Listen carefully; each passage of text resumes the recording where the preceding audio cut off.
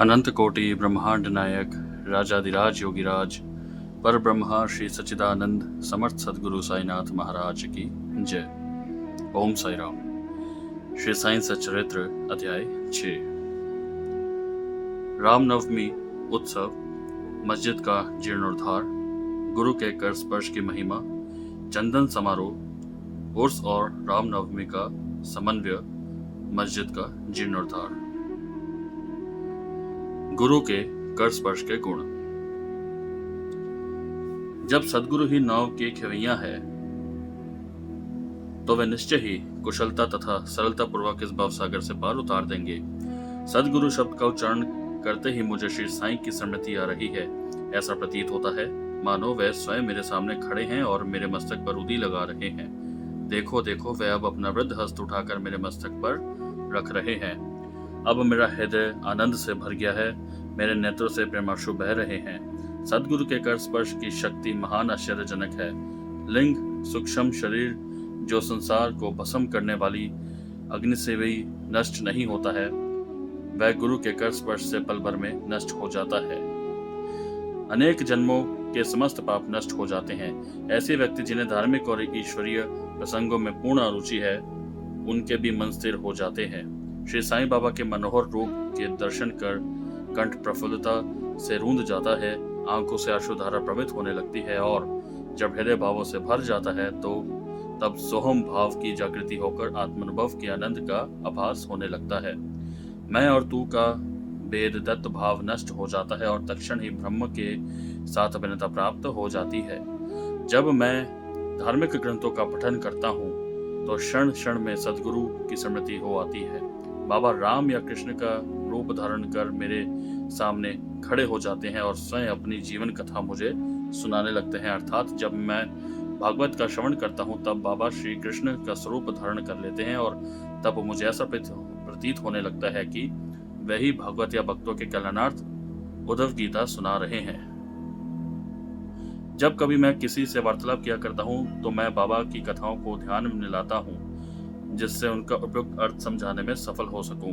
तब एक शब्द या वाक्य की रचना भी नहीं कर पाता हूं, परंतु जब वह स्वयं कृपा कर मुझसे लिखवाने लगते हैं तब फिर उसका कोई अंत नहीं होता। जब भक्तों में अहंकार की वृद्धि होने लगती है तो वह शक्ति प्रदान कर उसे अहंकार शून्य बनाकर अंतिम ध्येय की प्राप्ति कर देते हैं तथा उसे संतुष्ट कर अक्षय सुख का अधिकारी बना देते हैं। जो बाबा की नमन कर अनन्य भाव से उनके शरण जाता है उसे फिर कोई साधना करने की आवश्यकता नहीं है। धर्म, अर्थ, काम और मोक्ष उसे सहज ही प्राप्त हो जाते हैं। ईश्वर के पास पहुंचने के 4 मार्ग है: कर्म, ज्ञान, योग और भक्ति। इन सब में भक्ति मार्ग अधिक कंठ का कीर्ण, गड्ढों और खाइयों से परिपूर्ण है। यदि सद्गुरु पर विश्वास कर गड्ढों और खाइयों से बर्ची और पदानुक्रमण करते हुए सीधे अग्रसर होते जाओगे तो तुम अपने ध्येय अर्थात ईश्वर तक आसानी से पहुंच जाओगे। श्री साईं बाबा ने निश्चयात्मक स्वर में कहा है कि स्वयं ब्रह्मा और उनकी विश्व को उत्पत्ति, रक्षण और लय करने आदि की भिन्न भिन्न शक्तियों के पृथकत्व में भी एक तत्व है। इसे ही ग्रंथकारों ने दर्शाया है। भक्तों के कल्याणार्थ श्री साईं बाबा ने स्वयं जिन वचनों से आश्वासन दिया था उनको नीचे उद्धृत किया जाता है। मेरे भक्तों के घर अन्न तथा वस्त्रों का कभी अभाव नहीं होगा। यह मेरा वैशिष्ट्य है कि जो भक्त मेरी शरण आ जाते हैं और अंतकरण से मेरे उपासक हैं, उनके कल्याणार्थ मैं सदैव चिंतित रहता हूँ। कृष्ण भगवान ने भी गीता में यही समझाया है, इसलिए भोजन तथा वस्त्र के लिए अधिक चिंता ना करो। यदि कुछ मांगने की अभिलाषा है तो ईश्वर को ही मांगो। सांसारिक मान व उपाधियां त्याग कर ईश कृपा तथा अभयदान प्राप्त करो और उन्हीं के द्वारा सम्मानित हो। सांसारिक साधनाओं से गुप्तगामी मत बनो, अपने इष्ट को दृढ़ता से पकड़े रहो। समस्त इंद्रियों और मन को ईश्वर चिंतन में प्रवृत्त रखो। किसी पदार्थ से आकर्षित न हो, सदैव मेरे स्मरण में मन को लगाए रखो ताकि वह देह, संपत्ति एवं ऐश्वर्य की ओर प्रवृत्त न हो। तब चित्त स्थिर, शांत व निर्भय हो जाएगा। इस प्रकार की मनस्थिति प्राप्त होना इस बात का प्रतीक है कि वह सुसंगत में है। यदि चित्त की चंचलता नष्ट न हुई तो उसे एकाग्र नहीं किया जा सकता। बाबा के उपयुक्त शब्दों को उद्धृत कर ग्रंथकार शिरडी के रामनवमी उत्सव का वर्णन करता है। शिरडी में मनाए जाने वाले उत्सवों में रामनवमी अधिक धूमधाम से मनाई जाती है। अतएव इस उत्सव का पूर्ण विवरण जैसा कि साई लीला पत्रिका 1925 के पृष्ठ 197 पर प्रकाशित हुआ था, यहाँ संक्षेप में दिया जाता है। प्रारंभ। कोप्पर गांव में श्री गोपाल राव गुंड नाम के एक इंस्पेक्टर थे। वह बाबा के परम भक्त थे। उनकी 3 स्त्रियां थी, परंतु एक के भी संतान न थी। श्री साईं बाबा की कृपा से उन्हें एक पुत्र रतन की प्राप्ति हुई। इस हर्ष के उपलक्ष्य में सन 1897 में उन्हें विचार आया कि शिरडी में मेला अथवा उर्स भरवाना चाहिए। उन्होंने यह विचार शिरडी के अन्य भक्त तात्या पाटिल, दादा कोते पाटिल और माधवराव के समक्ष विचारणार्थ प्रकट किया। उन सभी को यह विचार अति रुचिकर प्रतीत हुआ तथा उन्हें बाबा की भी स्वीकृति और आश्वासन प्राप्त हो गया। उर्स भरने के लिए सरकारी आज्ञा आवश्यक थी, इसलिए एक प्रार्थना पत्र कलेक्टर के पास भेजा गया, परंतु ग्राम कुलकर्णी पटवारी के आपत्ति उठाने के कारण स्वीकृति प्राप्त न हो सकी। परंतु बाबा का आश्वासन तो प्राप्त हो ही चुका था, अतः पुनः प्रयत्न करने पर स्वीकृति प्राप्त हो गई। बाबा की अनुमति से रामनवमी के दिन उर्स भरना निश्चित हुआ। ऐसा प्रतीत होता है कि कुछ निष्कर्ष ध्यान में रखकर ही उन्होंने ऐसी आज्ञा दी, अर्थात उर्स व रामनवमी के उत्सवों का एकीकरण तथा हिंदू मुस्लिम एकता, जो भविष्य की घटनाओं से ही स्पष्ट है कि यह ध्येयपूर्ण सफल हुआ।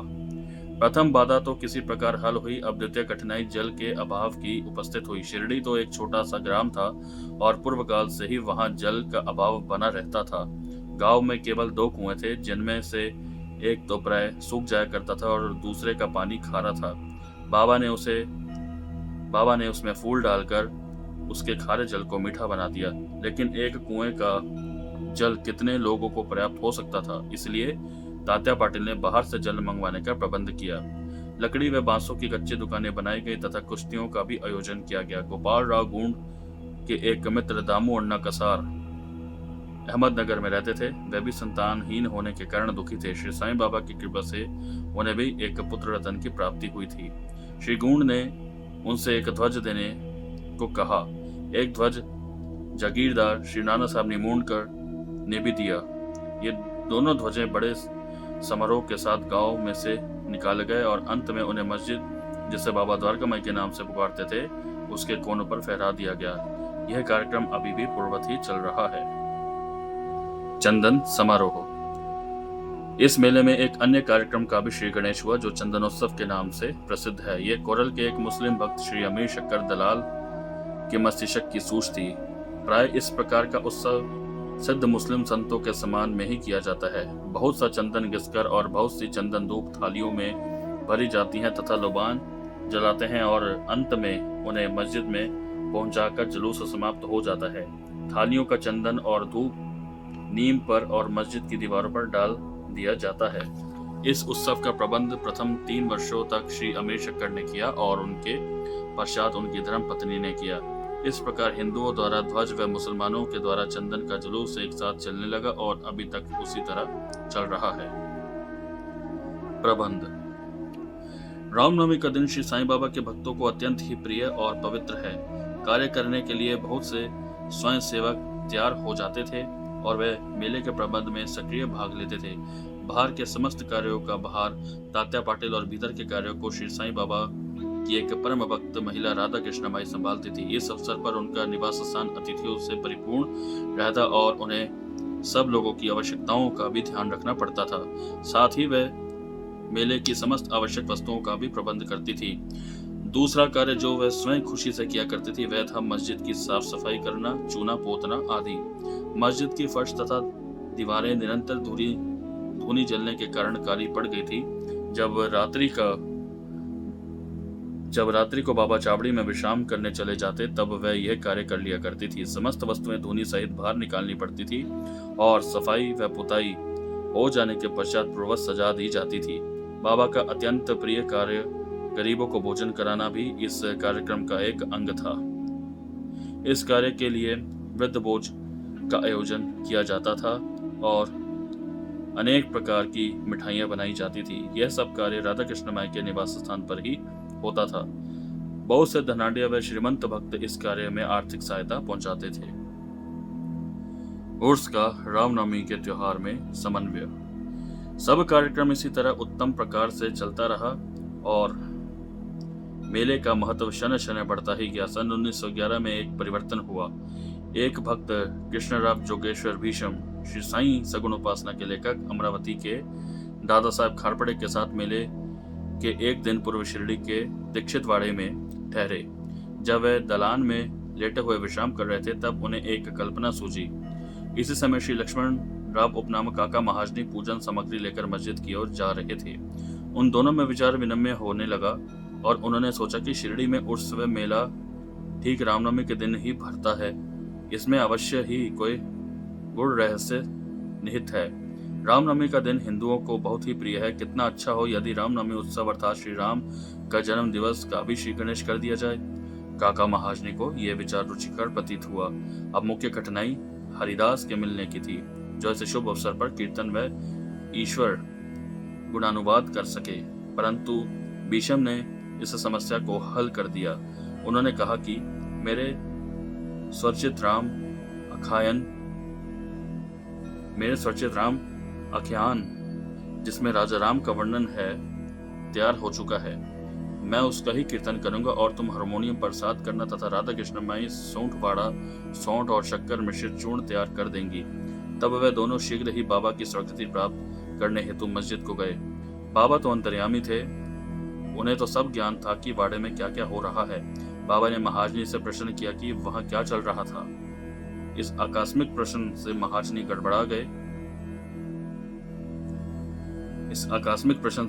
गड़बड़ा गए और बाबा के शब्दों का अभिप्राय न समझ सकने के कारण वे स्तब्ध होकर खड़े रह गए। तब बाबा ने भीषम से पूछा कि क्या बात है। भीषम ने रामनवमी उत्सव मनाने का विचार बाबा के समक्ष प्रस्तुत किया तथा स्वीकृति देने की प्रार्थना की। बाबा ने भी सहर्ष अनुमति दे दी। सभी भक्त हर्षित हुए और राम जन्मोत्सव मनाने की तैयारियां करने लगे।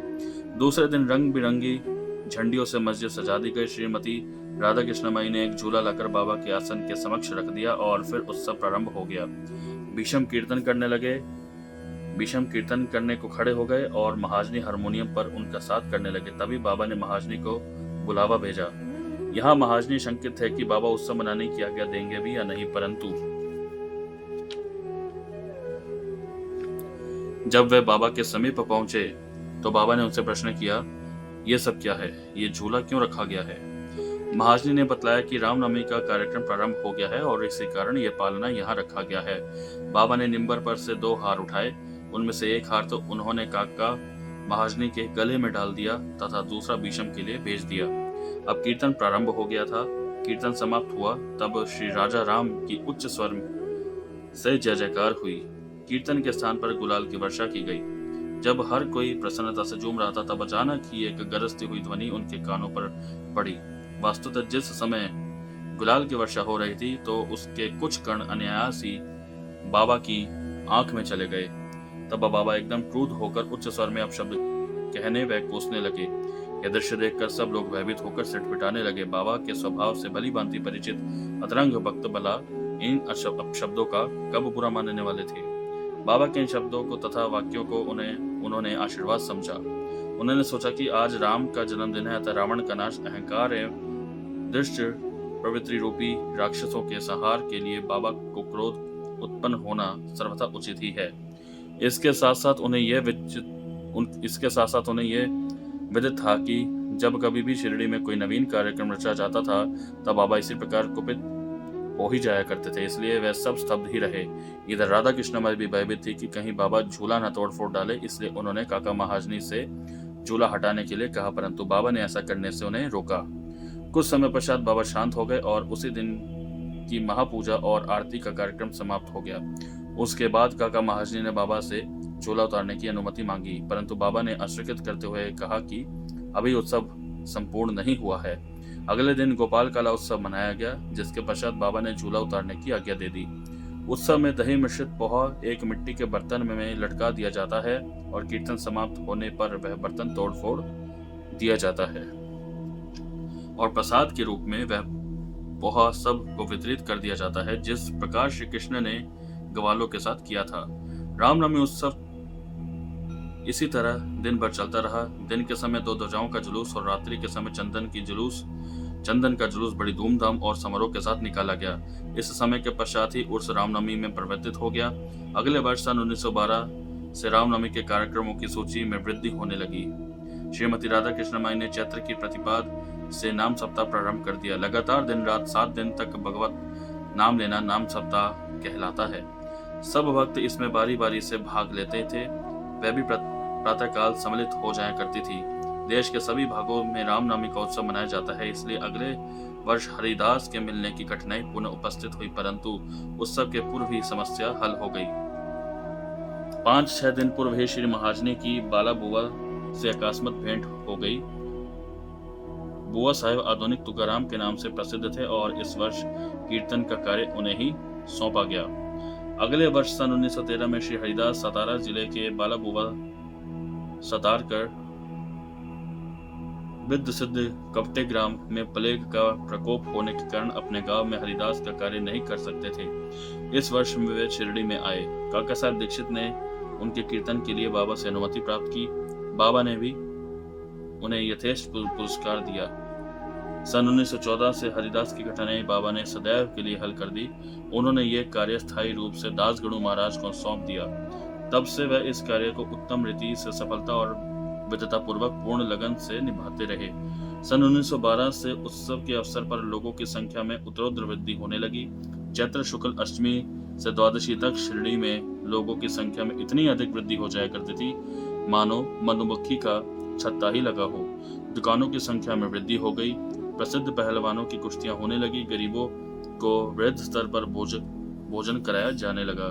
राधा कृष्ण माई के घोर परिश्रम के फल स्वरूप शिरडी को संस्था का रूप मिला। संपत्ति भी दिन प्रतिदिन बढ़ने लगी। एक सुंदर घोड़ा, पालकी, रथ और चांदी की अन्य वस्तु, बर्तन, पात्र, शीशे इत्यादि भक्तों ने उपहार में भेंट किए। उत्सव के अवसर पर हाथी भी बुलाया जाता था। यद्यपि संपत्ति बहुत बड़ी, परंतु बाबा उन सब से सदा निरपेक्ष ही रहते थे। वह सदैव उसे उपेक्षा की दृष्टि से देखते और सदैव की भांति ही साधारण वेशभूषा धारण करते थे। यह ध्यान देने योग्य है कि जुलूस तथा उत्सव में हिंदू और मुसलमान दोनों ही साथ साथ कार्य करते थे, परंतु आज तक न उनमें कोई विवाद हुआ और न कोई मतभेद। पहले तो लोगों की संख्या 5000 से 7000 के लगभग हो जाती थी, परंतु किसी किसी वर्ष तो यह संख्या 75000 तक पहुंच जाती थी। फिर भी ना कोई बीमारी फैली और ना कोई दंगा हुआ। मस्जिद का जीर्णोद्धार। जिस प्रकार उर्स या मेला लगाने का विचार प्रथमतः श्री गोपाल गूंड को आया था, उसी प्रकार मस्जिद के जीर्णोद्धार का विचार भी प्रथमतः उन्हें ही आया। उन्होंने इस कार्य के निमित्त पत्थर एकत्रित कर उन्हें वर्गाकार करवाया, परंतु इस कार्य का श्रेय उन्हें प्राप्त नहीं होना था। वह सुयश तो नाना साहब चांदोरकर के लिए ही सुरक्षित था और फर्श का कार्य काका साहब दीक्षित के लिए। प्रारंभ में बाबा ने इन कार्यों के लिए स्वीकृति नहीं दी, परंतु स्थानीय भक्त महालसापति ने आग्रह करने से बाबा की स्वीकृति प्राप्त हो गई और एक रात में ही मस्जिद का पूरा फर्श बन गया। अभी तक बाबा एक टाट के टुकड़े पर ही बैठते थे। अब उस टाट के टुकड़े को वहां से हटाकर उस स्थान पर एक छोटी सी गद्दी बिछा दी गई। सन 1911 में सभा मंडप भी घोर परिश्रम के उपरांत ठीक हो गया। मस्जिद का आंगन बहुत छोटा था, असुविधाजनक था। काका साहब दीक्षित आंगन को बढ़ाकर उसके ऊपर छप्पर बनवाना चाहते थे। यथेष्ट द्रव्य राशि व्यय कर उन्होंने लोहे के खंभे, बल्लियां व कैंचियां मोल ली और कार्य भी प्रारंभ हो गया। दिन रात परिश्रम कर भक्तों ने लोहे के खंभे जमीन में गाड़े। जब दूसरे दिन बाबा चावड़ी से लौटे, उन्होंने उन खंभों को उखाड़ कर फेंक दिया और अति क्रोधित हो गए। वह एक हाथ से खंभा पकड़कर उसे उखाड़ने लगे और दूसरे हाथ से उन्होंने तात्या का साफा उतार लिया और उसमें आग लगाकर गड्ढे में फेंक दिया। बाबा के नेत्र जलते हुए अंगारे के सदृश लाल हो गए। किसी को भी उनकी और आंख उठाकर देखने का साहस नहीं होता था। सभी बुरी तरह भयभीत होकर विचलित होने लगे कि अब क्या होगा। भागोजी शिंदे बाबा के एक कौड़ी भक्त कुछ साहस कर आगे बढ़े, पर बाबा ने उन्हें धक्का देकर पीछे ढकेल दिया। माधवराव की भी वही गति हुई। बाबा उनके ऊपर भी ईंट के डेले फेंकने लगे। जो भी उन्हें शांत करने गया, उसकी वही दशा हुई। कुछ समय के पश्चात क्रोध शांत होने पर बाबा ने एक दुकानदार को बुलाया और एक जरीदार साफा खरीद कर अपने हाथों से उसे तात्या के सिर पर बांधने लगे, जैसे उन्हें विशेष सम्मान दिया गया हो। यह विचित्र व्यवहार देखकर भक्तों को आश्चर्य हुआ। वे समझ नहीं पा रहे थे कि किस अज्ञात कारण से बाबा इतने क्रोधित हुए। उन्होंने तात्या को क्यों पीटा और तत्क्षण ही उनका क्रोध क्यों शांत हो गया। बाबा कभी कभी अति गंभीर तथा शांत मुद्रा में रहते थे और बड़े प्रेम पूर्वक वार्तालाप किया करते थे, परंतु अनायास ही बिना किसी गोचर कारण वे क्रोधित हो जाया करते थे। ऐसी घटनाएं देखने में आ चुकी हैं, परंतु मैं इसका वर्णन नहीं कर सकता कि उनमें से कौन सी लिखूं और कौन सी छोड़ूं। अतः जिस क्रम से वे याद आती जाएंगी उसी प्रकार उनका वर्णन किया जाएगा। अगले अध्याय में बाबा यवन है या हिंदू, इसका विवेचन किया जाएगा तथा योग साधन शक्ति और विषयों पर भी विचार किया जाएगा। श्री सद्गुरु साईनाथ प्रणमस्तु शुंभ भवतु। श्री सच्चिदानंद सद्गुरु साईनाथ महाराज की जय। ओम साई राम।